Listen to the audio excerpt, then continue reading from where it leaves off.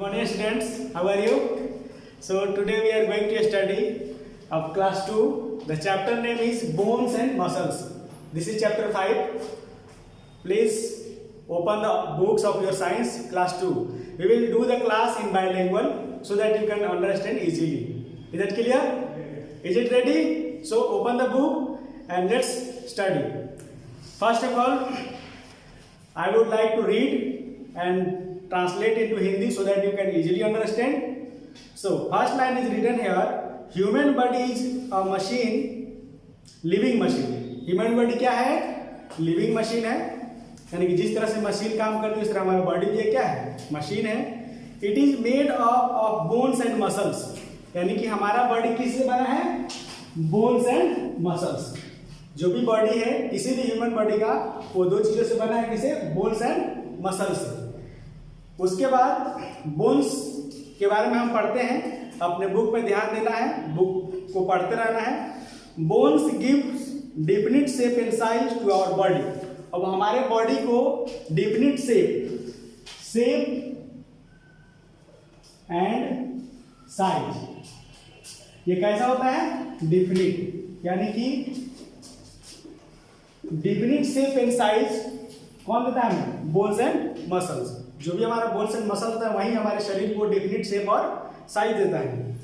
आगे है all the body parts are held together by a number of bones. मतलब हमारे शरीर के जितने भी बॉडी पार्ट्स हैं वो सभी किससे बने हैं? बोन्स एक साथ जुड़े हुए हैं, एक साथ जुड़े हुए हैं. इस तरह से बॉडी हमारा बना है. The framework of bones is called skeleton. अब देखो एक मेन वर्ड हमारा क्या है? स्केलेटन. SKELETON. इसको क्या पढ़ेंगे? स्केलेटन. जिस तरह से अगर हम फोटो खिंचवाते हैं, अपना निगेटिव देखते हैं तो निगेटिव क्या दिखता है? उसमें पूरा हड्डी का एक ढांचा दिखता है. तो हड्डियों के ढांचा को क्या बोलते हैं? स्केलेटन. यानी कि स्केलेटन की अगर बात करें तो पूरे हमारे शरीर से अगर मसल्स को हटा दिया जाए तो जितने भी हमारे हड्डियों का एक ढांचा हो गया उसको क्या बोलेंगे? स्केलेटन. इसको अगर हिंदी बात करें तो इसको हम कंकाल बोलते हैं. क्या बोलते हैं बच्चों? कंकाल. तो स्केलेटन का अगर इंग्लिश में डिफिनेशन देना होगा तो हम बोल सकते हैं the framework of bones. The framework of bones is called skeleton.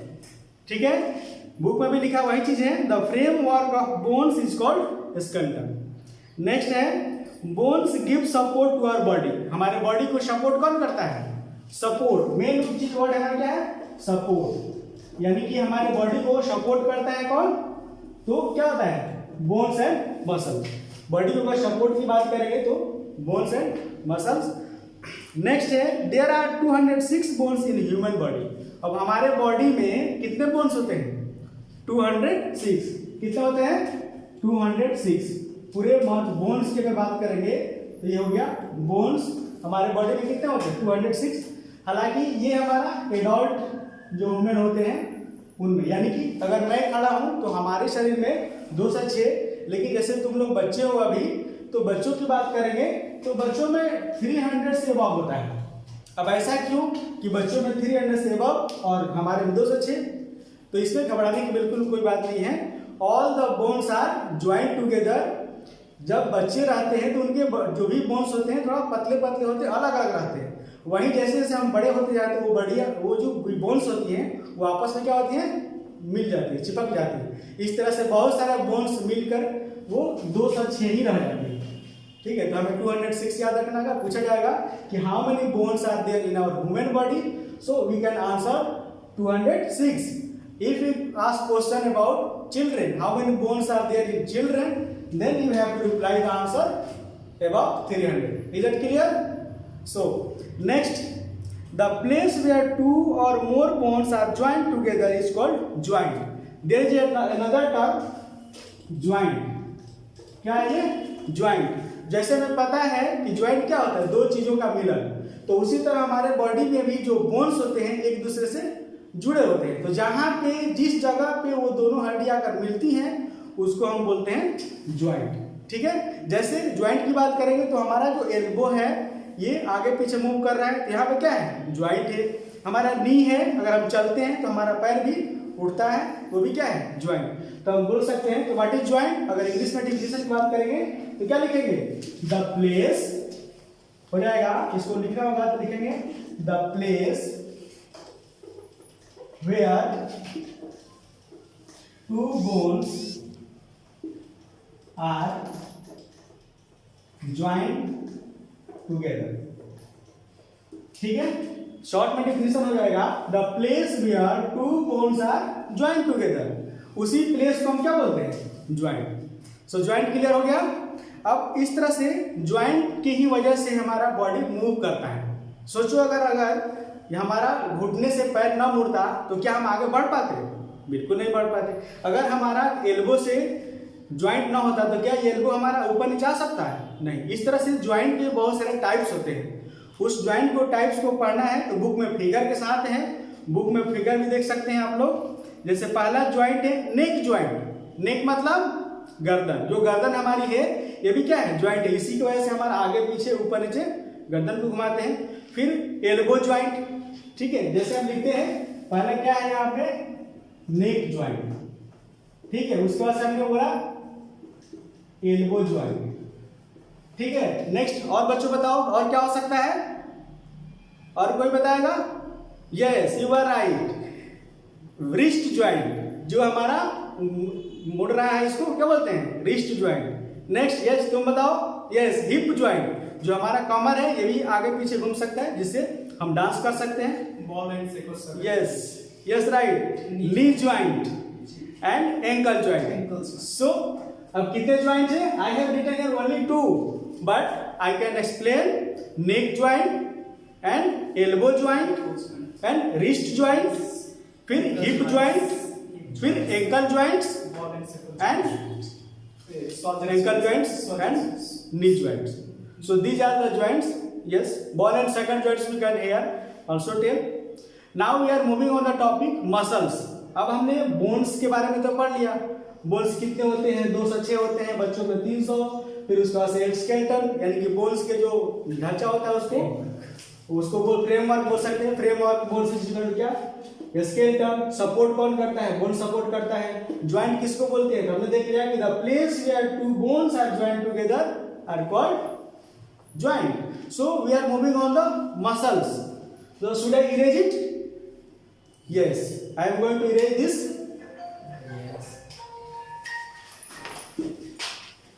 So we start muscles. जैसे I have written here muscles. Muscles means क्या होता है बच्चों? बोन्स मींस हड्डी, मसल्स मींस यस मांसपेशी। इसको बोलते हैं, अगर लिखना होगा तो ये हो गया मांसपेशी। ठीक है, जिस तरह से बोन्स बहुत सारे होते हैं उस तरह मसल्स के भी टाइप होते हैं।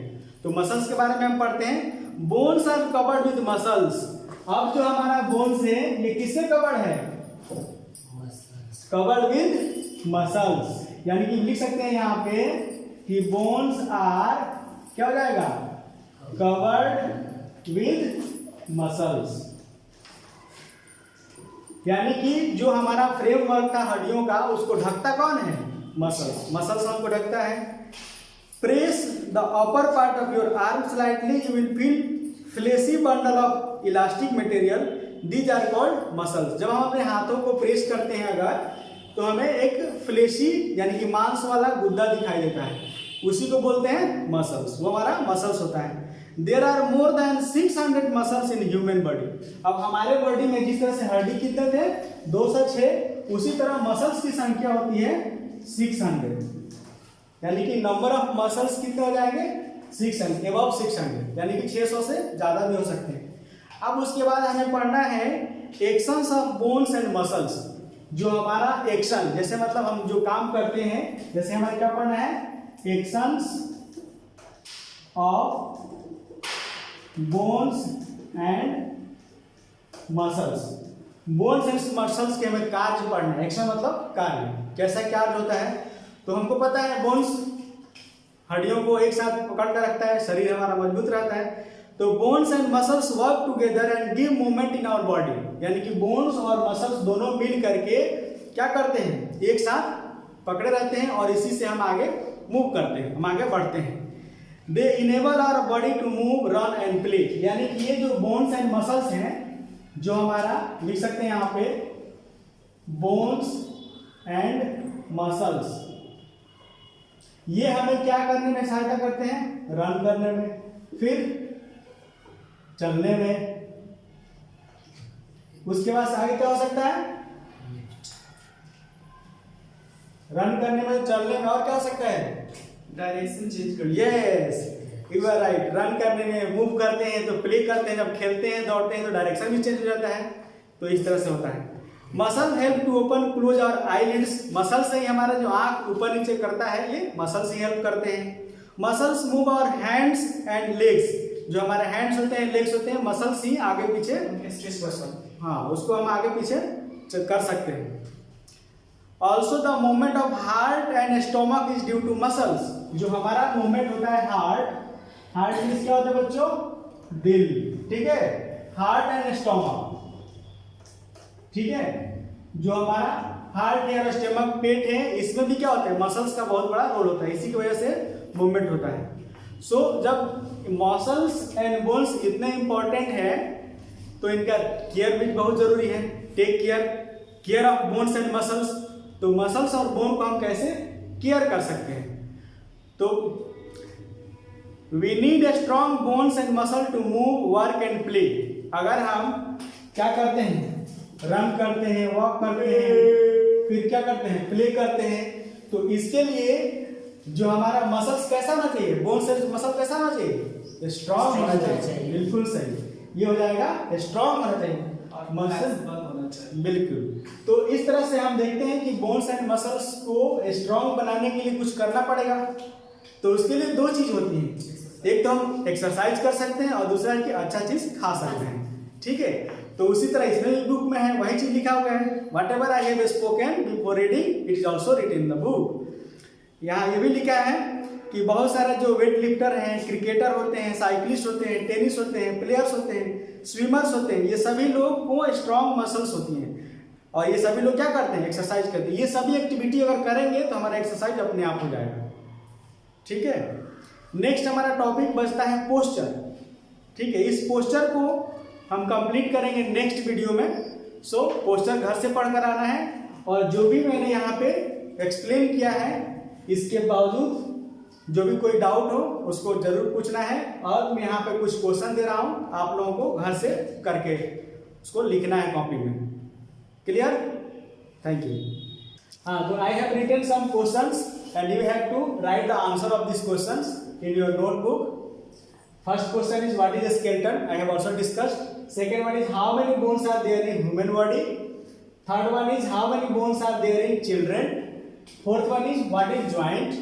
And fifth one is name all types of joints. जितने भी joints है उस type का नाम लिखना है. And how many muscles are there in human body? Thank you.